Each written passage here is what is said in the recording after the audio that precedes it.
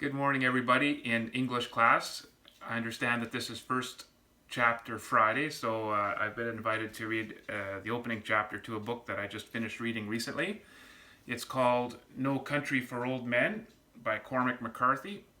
It's also been turned into a movie, and I can't recommend that you watch the movie because it's got some violence in it, but if you can check in with your parents to see if it's okay if you're interested. But anyways, the reason I like this book is that it is a study of good and a study of evil and a study of culture and how maybe some cultures make it easier for evil to arrive than in others, or at different times in history, that kind of thing. So I'm going to read you the first chapter, and it's the voice of the sheriff, the local sheriff, who's getting old now, actually, and close to retirement.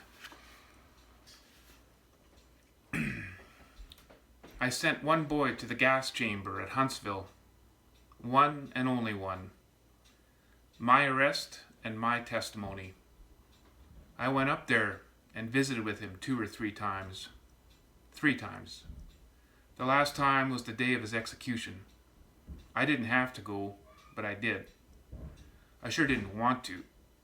He'd killed a 14-year-old girl, and I can tell you right now, I never did have no great desire to visit with him, let alone go to his execution, but I'd done it.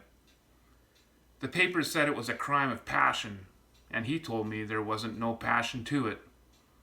He'd been dating this girl, young as she was. He was 19. And he told me that he'd been planning to kill somebody for about as long as he could remember. Said that if they turned him out, he'd do it again.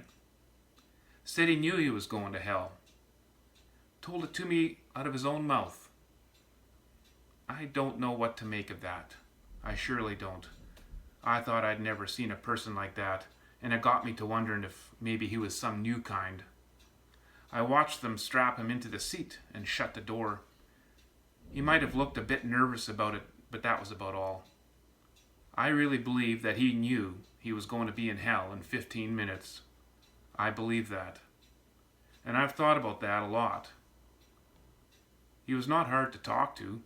Called me sheriff, but I didn't know what to say to him. What do you say to a man that by his own admission has no soul? Why would you say anything? I've thought about it a good deal, but he wasn't nothing compared to what was coming down the pike. They say the eyes are the windows to the soul. I don't know what them eyes was the windows to, and I guess I'd as soon not know. But there is another view of the world out there, and other eyes to see it, and that's where this is going. It has done brought me to a place in my life I would not have thought I'd come to. Somewhere out there is a true and living prophet of destruction, and I don't want to confront him. I know he's real. I have seen his work. I walked in front of those eyes once. I won't do it again. I won't push my chips forward and stand up and go out to meet him. It ain't just being older. I wish that it was.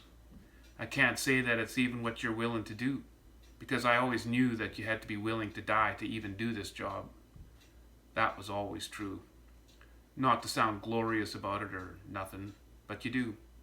If you ain't, they'll know it. They'll see it in a heartbeat.